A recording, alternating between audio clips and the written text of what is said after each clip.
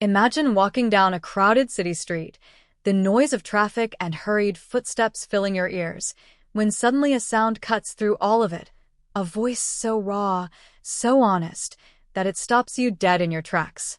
Now imagine that voice belongs to a kid sitting on a cardboard box, clutching a guitar held together with duct tape and string, pouring his heart into a song written by one of the greatest musicians of all time. And then imagine that musician himself, the legend, walking by at that exact moment and stopping, just like you, unable to move past what he's hearing. This isn't fiction. This isn't a movie scene. This is a true story about music, destiny, and the moment when everything changed for one street kid who had nothing but a broken guitar and a dream he didn't even know he was allowed to have. The kid's name doesn't matter at first because to everyone passing by, he was invisible. He was just another face in the endless sea of people trying to survive in a city that rarely stops to notice anyone. His clothes were worn, his shoes had holes, and his guitar, well, calling it a guitar was generous. The neck was cracked, 2 strings were missing, and the body had a split running down the side that he'd tried to fix with electrical tape. But when he played, none of that mattered. When his fingers moved across those remaining strings and his voice rose above the street noise, something magical happened. The broken instrument became whole. The forgotten kid became visible. And the song he was playing, a Bob Dylan classic that spoke of change, struggle, and hope, took on a new life in his hands. Bob Dylan himself was in the city that day, walking incognito as he often did, sunglasses hiding his eyes, a hat pulled low. He'd spent a lifetime being recognized, being mobbed, being asked for autographs and photos, so he'd learned to blend in, to move through crowds like a ghost. He had somewhere to be, some meeting or interview or studio session. The details don't matter because what happened next erased all of that. As he walked down that particular street, his feet moving automatically, his mind probably elsewhere, the sound hit him. It wasn't just any street performance. It wasn't someone butchering one of his songs for spare change. This was different. This was real. The voice cracking not from lack of skill, but from genuine emotion. The guitar's imperfections somehow adding to the authenticity. And the way the kid interpreted the lyrics, the way he emphasized certain words, the way he slowed down in places Dylan himself had never thought to slow down, it was like hearing his own song for the first time. Dylan stopped walking. People bumped into him from behind, cursed, moved around him, but he didn't notice. He stood there, frozen, listening. The kid hadn't seen him yet. His eyes were closed, lost in the music, lost in a world where broken guitars sounded like symphonies and street corners became concert halls. Dylan moved closer, not announcing himself, just wanting to hear better, to understand what it was about this performance that had reached inside his chest and grabbed hold.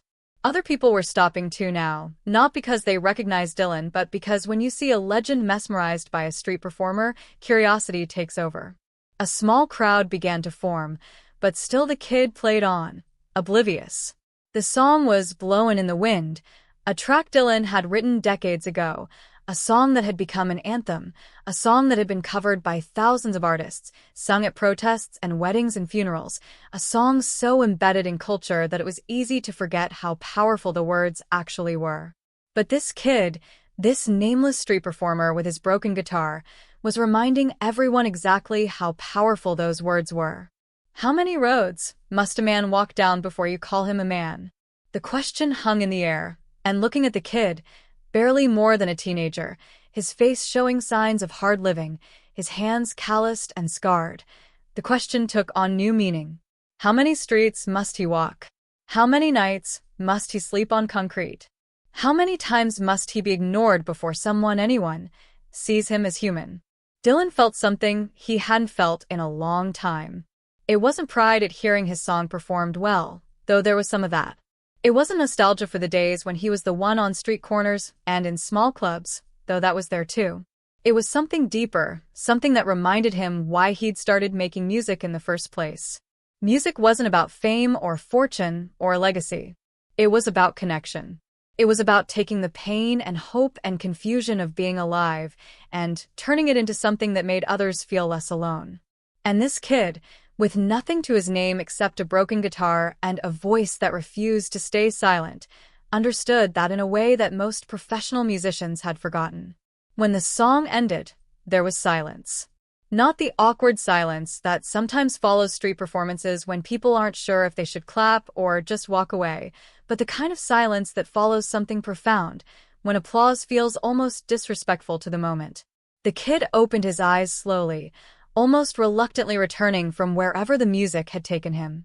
He saw the small crowd that had gathered, and a flicker of hope crossed his face. Maybe today he'd make enough for a real meal. Maybe today would be different. And then he saw the man in the sunglasses and hat standing at the front of the crowd, and something in his posture, something in the way he stood, made the kid's breath catch. Dylan removed his sunglasses slowly. The recognition spread through the crowd like electricity. Gasps, whispers, phones coming out to capture what was happening. But Dylan's eyes never left the kid. The street performer's face went through several expressions in rapid succession: disbelief, shock, fear, joy, confusion, before settling on something that looked like he might cry. His hands were shaking, the broken guitar trembling in his grip. Dylan stepped forward, and the crowd parted automatically, giving him space. When he reached the kid, he did something no one expected. He didn't offer money. He didn't offer advice or criticism or praise. He held out his hand for the guitar. The kid's eyes went wide. He looked at his broken instrument, held together with tape and prayer, missing strings and covered in scratches and dents, then back at Dylan. For a moment it seemed like he might refuse, ashamed to hand such a wreck to a master musician. But Dylan's expression was patient, kind, and insistent. With trembling hands, the kid passed over the guitar. Dylan took it carefully, examining it like it was the most precious instrument in the world. He ran his fingers over the tape, the cracks, the missing strings. He plucked the remaining strings one by one, listening to the sound, and then something incredible happened. He sat down right there on the street, right next to the cardboard box the kid had been using as a seat, and he began to play. The crowd pressed closer, phones held high, but Dylan didn't care. He was playing the guitar in its broken state, working with its limitations, finding beauty in its imperfections. He played one of his own songs, not Blowin' in the Wind, but another one, older, deeper, sadder. His voice, weathered and worn from decades of performances, blended with the broken notes of the broken guitar, and together they created something that no perfect instrument could have achieved. The kid stood beside him, tears streaming down his face openly now, not bothering to wipe them away. Other people in the crowd were crying too, though they couldn't fully explain why. There was just something about seeing this legendary musician sitting on a dirty street, playing a guitar that most people would have thrown away, treating it and the moment with such reverence, that broke through all the walls people build around their hearts. When Dylan finished playing, he stood up slowly. He looked at the kid for a long moment, then at the guitar, then back at the kid. He handed the instrument back with both hands, almost ceremonially. The kid took it, clutching it to his chest like it was even more precious now that Dylan had touched it. And then Dylan did something else unexpected. He reached into his pocket and pulled out not money, but a phone number written on a piece of paper. He pressed it into the kid's free hand, leaning in close enough to speak without the crowd hearing. Whatever he said made the kid's eyes go even wider, made his grip tighten on both the guitar and the paper, made him nod frantically even as more tears fell. Dylan stepped back, gave the kid one last nod, then turned to leave. The crowd tried to follow him, calling out questions, begging for autographs, but Dylan's security team, who had been watching from a distance the whole time, materialized and created a barrier. Within minutes, Dylan had disappeared into a waiting car, leaving the street corner and the crowd and the kid behind. But the moment wasn't over. People rushed to the kid, asking questions, filming him, taking photos. Someone pressed a $100 bill into his hand. Someone else offered $50. Within minutes, his guitar case had more money in it than he usually made in a week. But the kid barely noticed. He was staring at the piece of paper Dylan had given him, reading whatever was written there over and over again, his face showing that he still couldn't quite believe what had just happened.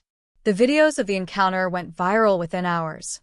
Multiple angles, multiple perspectives, all showing the same incredible moment: Bob Dylan stopping to listen to a street kid, sitting down to play the kid's broken guitar, speaking to him privately, giving him something that felt more valuable than money. The internet exploded with speculation. What had Dylan written on that paper? What had he said? Who was this kid? Where had he come from? How long had he been on the streets? Within a day, the kid had been identified. His name was Marcus, and his story was as hard as anyone might have guessed. Foster care, aging out of the system, no family, no support, sleeping in shelters when he could get a spot and on the streets when he couldn't. The guitar had been found in a dumpster, and he taught himself to play by watching videos on phones he borrowed from other homeless people, by listening to music playing from stores and cars, by feeling the rhythm in his bones and trusting his fingers to find it. News outlets picked up the story. Marcus was invited on talk shows, morning programs, news segments. He showed up to every interview with the same broken guitar, refusing offers to replace it. When asked why, he said it would feel like betraying a friend. This guitar had been with him through the worst times. This guitar had never let him down. This guitar had brought Bob Dylan to his street corner. How could he abandon it now? The interviewers loved that answer. The audience loved it. But what everyone really wanted to know was what Dylan had written on that piece of paper and what had happened afterward. Marcus was reluctant to share it first, feeling like it was a private moment, something sacred between him and Dylan. But eventually, as the pressure mounted and the story grew bigger, he revealed the truth. The piece of paper had a phone number and a simple message. "Call this number. We need to talk about your music." Marcus had called, terrified, certain it was a prank or a mistake. But the person who answered knew who he was, knew what had happened on the street corner, and invited him to a studio session. Dylan wanted to hear more of his music. Dylan wanted to talk to him about songwriting, about life, about the choices that led to street corners and broken guitars. Dylan, in his cryptic way, seemed to see something in Marcus that Marcus didn't see in himself. The studio session was private, no cameras allowed, no press invited. Only Marcus, Dylan, and a few trusted musicians and producers. They talked for hours before any music was played. Dylan asked about Marcus's life, not in the pitying way journalists did, but with genuine curiosity. He asked about Marcus's favorite songs, about how he chose what to play on the streets, about how he'd learned guitar with missing strings. Marcus asked Dylan questions too, once he got over his initial terror, questions about songwriting, about staying authentic, about handling fame and pressure. Dylan's answers were sometimes unclear, often delivered in riddles or stories, but Marcus seemed to understand them in a way that others might not have. When they finally played music together, something clicked. Marcus's raw, emotional style blended with Dylan's legendary skill in unexpected ways. Dylan suggested chord changes. Marcus suggested lyrical tweaks. They reworked one of Marcus's original songs, something he'd written about sleeping on park benches and watching the sun rise, something he'd never performed for anyone because he didn't think it was good enough. Dylan told him it was better than good enough. Dylan told him it was real, and real was rarer than good. By the end of the session, they had a recorded version of the song that made everyone in the studio stop and listen. It wasn't polished. It wasn't perfect. But it was honest in a way that most modern music had forgotten how to be. Dylan didn't offer Marcus a record deal. That wasn't his style, and wasn't what Marcus needed. Instead, he introduced Marcus to people who could help. A manager who worked with emerging artists and actually cared about art, not just profit. A small label that valued authenticity over algorithm-friendly hooks. A guitar maker who was moved by the story and offered to repair Marcus's broken guitar, not replace it, repair it, preserving its character while making it playable. A producer who specialized in capturing raw, live sounds rather than auto-tuning everything to sterile perfection. Dylan gave Marcus tools and connections, but more importantly, he gave him validation. He gave him the confidence to believe that his music mattered, that his voice deserved to be heard, that his story wasn't just trauma to be overcome but experience to be shared. Marcus's first official single was released 6 months after the street corner encounter. It was the song they'd worked on together in the studio, the one about park benches and sunrises. The production was minimal, just Marcus's voice and his now-repaired guitar, with subtle bass and percussion added to enhance rather than overwhelm. The song climbed the charts not because of massive marketing or playlist manipulation, but because people shared it organically, moved by its honesty. Radio DJs played it and talked about the story behind it. Other musicians covered it, adding their own interpretations while respecting the original's rawness. And somehow, impossibly, it became a hit. But success brought complications. Suddenly Marcus had money, opportunities, people wanting pieces of him. Labels that had ignored him when he was nobody now offered contracts with zeros that made his head spin. Brand deals, endorsement opportunities, reality show offers, everything that came with sudden fame. Marcus was overwhelmed, terrified of making the wrong choice, of selling out, of losing whatever authenticity had made Dylan stop and listen in the first place. He called Dylan again, not using the official channels or managers, but the personal number Dylan had given him that day on the street. Dylan answered, listened to Marcus's fears, and gave him advice that was both simple and profound. Don't do anything that makes you feel like you're wearing someone else's skin. The moment you start performing yourself instead of being yourself, that's when the music dies. Marcus turned down most of the offers. He signed with a small label Dylan had recommended, the one that gave him creative control and didn't push him to change his sound or his image. He did interviews but stayed honest, talking about his time on the streets without romanticizing it, discussing mental health and the foster care system and inequality, without pretending he had all the answers. He performed at small venues first, building a real fan base, connecting with audiences rather than just entertaining them. And he kept the broken guitar, even though he could now afford any instrument he wanted.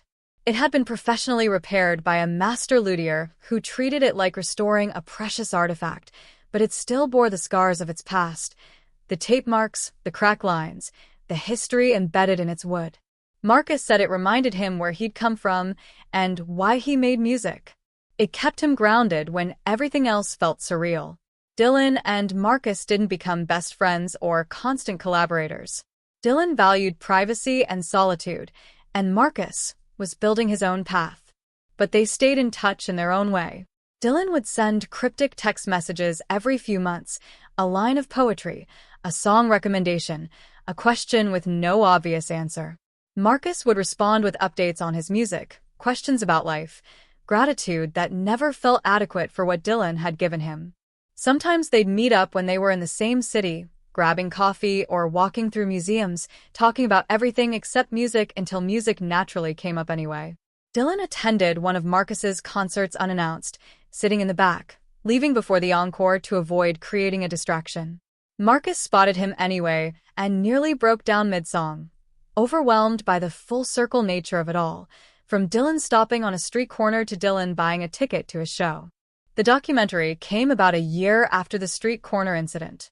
A filmmaker had been tracking Marcus's journey, and Marcus had agreed to participate partly because he wanted to talk about homelessness and foster care in a real way, beyond sound bites and statistics. The documentary interwove Marcus's current success with footage from his past, interviews with shelter workers who remembered him, other street performers he'd played alongside, social workers who had tried to help but had too many cases and too few resources. There was footage of a street corner where everything changed, now something of an unofficial landmark with tourists and aspiring musicians visiting and leaving flowers and guitar picks. And there was a new interview with Dylan, his first on-camera discussion of what happened that day. Dylan's explanation was characteristically poetic and slightly evasive, but the core message was clear. He'd heard something genuine that day, something that reminded him why music mattered. He'd seen a kid with nothing making something beautiful, and that purity of purpose, that music for music's sake, was increasingly rare in an industry obsessed with streaming numbers and social media presence. Dylan said he hadn't planned to help Marcus, hadn't intended to become a mentor or changemaker. He'd simply responded to what he heard, followed an instinct, and tried to open a door that had been closed. What Marcus did with that open door was entirely Marcus's doing, Dylan insisted. The talent, the work ethic, the emotional honesty, that was all Marcus. Dylan had just stopped walking and listened, something more people should do more often. The documentary was titled Broken Strings and premiered at a major film festival to standing ovations and widespread critical acclaim. It won awards for its honest portrayal of homelessness, its exploration of art and authenticity, and its refusal to turn Marcus's story into either pure tragedy or pure inspiration porn. Marcus attended the premiere with Dylan, both wearing simple clothes, neither seeking the spotlight. Photographers went crazy trying to capture them together, but by then Marcus had learned from Dylan how to exist in public while still maintaining privacy, how to give enough without giving everything. The photo that went viral from that night showed them from behind, walking into the theater side by side, a young man and a legend, connected by music and chance and a moment on a street corner when the world stopped rushing past and actually listened. Marcus's second album, released 2 years after the encounter, showed tremendous growth while maintaining his core authenticity. The songs addressed bigger themes: inequality, identity, the price of success, the fear of losing yourself, but still felt personal and honest. Critics compared him to early Dylan, to Springsteen, to other artists who used their music as both mirror and window, reflecting personal experience while illuminating universal truths. Marcus appreciated the comparisons, but worked hard to be himself rather than anyone's successor. He covered one Dylan song on the album, a deep cut that most people didn't know, and transformed it into something that felt both respectful and entirely new. Dylan heard it and sent a text. "Better than mine. Keep going."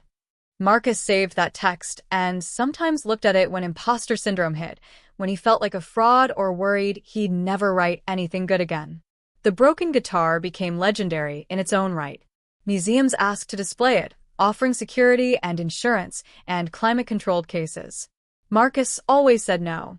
The guitar wasn't an artifact to be preserved behind glass. It was a working instrument, scarred but functional, meant to be played. He used it on every recording, in every significant performance. The sound engineers initially complained that it didn't record as cleanly as newer guitars, that the repaired cracks caused acoustic irregularities, that for professional recordings they should really use professional instruments. But Marcus insisted, and eventually everyone understood that those imperfections were part of his sound, part of his identity. Fans recognized the guitar's tone instantly. Other musicians asked about it in interviews, and Marcus always told the story, finding it in the dumpster, learning to play with missing strings, the day Dylan played it on a street corner. The guitar became a symbol of transformation and persistence, of finding beauty in broken things. 5 years after the street corner encounter, Marcus was invited to perform at a major tribute concert honoring Bob Dylan's 7 decades in music. The lineup was stacked with legends, artists who'd been influenced by Dylan, superstars who'd covered his songs, musicians from every genre who owed something to the path Dylan had carved.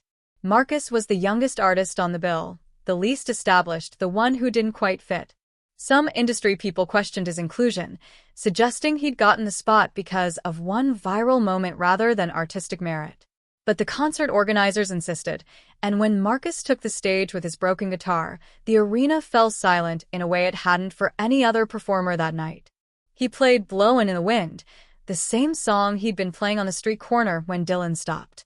But he prefaced it with a story, telling the audience about that day, about being invisible and cold and hungry, about music being the only thing that made sense when nothing else did.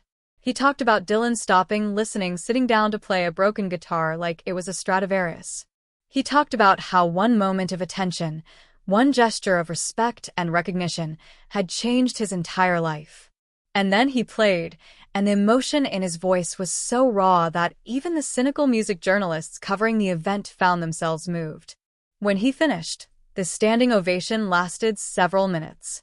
Dylan, watching from backstage, had tears in his eyes, a sight those around him said they'd never witnessed before. After Marcus's performance, there was a surprise segment that hadn't been in the program. Dylan himself took the stage, something he'd said he wouldn't do that night, and called Marcus back out with him. The crowd went absolutely wild. Dylan unplugged Marcus's broken guitar and plugged in his own, a beautiful vintage instrument worth more than most people's cars. And then he did something that became one of the most talked about moments in music history. He handed his guitar to Marcus and took the broken one for himself. They played together, swapping verses of "The Times They Are A-Changin'," their voices interweaving, the broken guitar and the perfect guitar blending into something that transcended the sum of their parts. The performance became the most watched clip from the entire tribute concert, viewed hundreds of millions of times across every platform, dissected and celebrated, and used in compilations of the greatest musical moments ever captured. The gesture spoke volumes about Dylan's philosophy and Marcus's journey. Dylan, playing the broken guitar, said that the instrument didn't make the musician, that creativity flourished within constraints, that beautiful music could come from imperfect sources. Marcus, playing Dylan's expensive guitar, said that he'd earned his place, that he was capable of handling the responsibility of carrying a legacy forward, that he belonged on that stage. When they finished, Dylan did what he'd done on the street corner 5 years earlier. He handed the instrument back with both hands, ceremonially, with respect. But this time, he also said something into the microphone for everyone to hear. This is why we make music. To connect. To see each other. To remember, we're all just people trying to make sense of being alive. Marcus reminded me of that on a street corner. I hope we all remember tonight. The speech was brief by anyone else's standards but lengthy for Dylan, known for his reluctance to explain his art or philosophize publicly. The words circulated widely, becoming quotes on social media, inspiration for think pieces about art and authenticity, reminders that music's power lay not in production values or marketing budgets, but in genuine human connection. Marcus later said that moment, standing on stage with Dylan in front of thousands of people, felt less real than the moment on the street corner with just Dylan and a few curious onlookers. The street corner had been intimate, spontaneous, pure. The stage was spectacular but performative. Both mattered, both had value, but the street corner would always be the moment that actually changed his life. Now, almost a decade after that fateful day, Marcus has released 4 albums, won several awards, toured internationally, and built a career that most musicians dream of.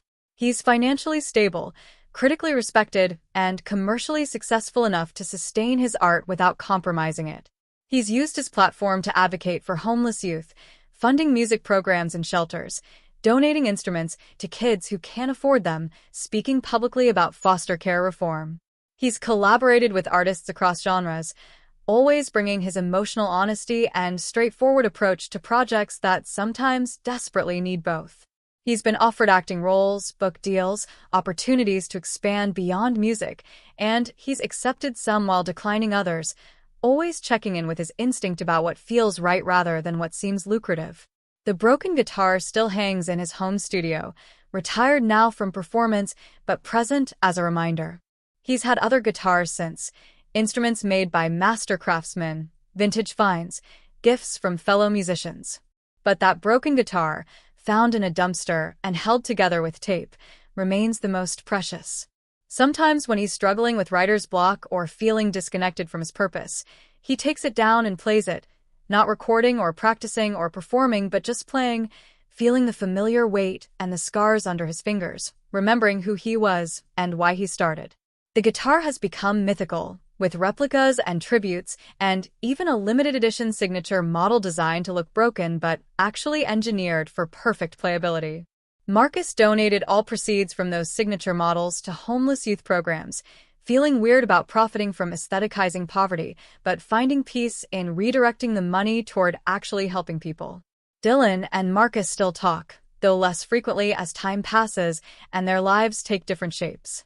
Dylan is older now, less active publicly, more focused on painting and writing than touring. Marcus is busier, more in demand, still building rather than reflecting. But their connection remains, built on that foundation of a street corner and a moment of recognition.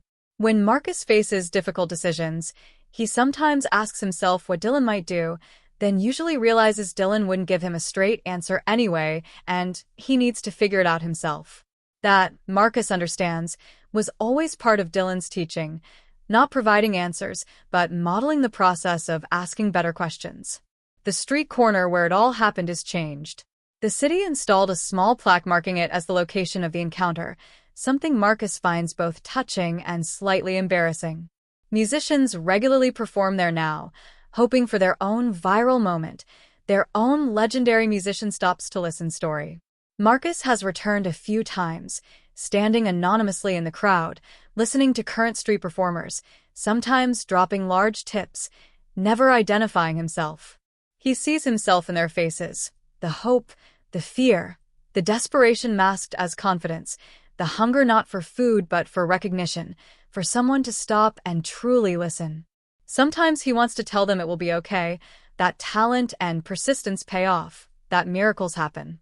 But he knows that survivorship bias talking, that for every street performer who gets discovered there are thousands who don't, and luck played as much a role in his story as skill did. In interviews, Marcus is always asked about the encounter, what it meant, how it changed him, whether he feels pressure to live up to the moment. He's developed thoughtful answers over the years, but the core truth remains simple. Dylan stopped walking because the music was good enough to stop for. Dylan sat down because the moment deserved respect. Dylan helped because helping felt right. Everything after that, the career, the success, the advocacy, came from Marcus putting in work, making smart choices, and staying true to the authenticity that caught Dylan's attention in the first place. The street corner was the catalyst, but Marcus was the chemical reaction, the sustained effort, the transformation of potential into reality. The most recent chapter in the story came this past year, when Marcus executive produced a documentary series about street musicians around the world.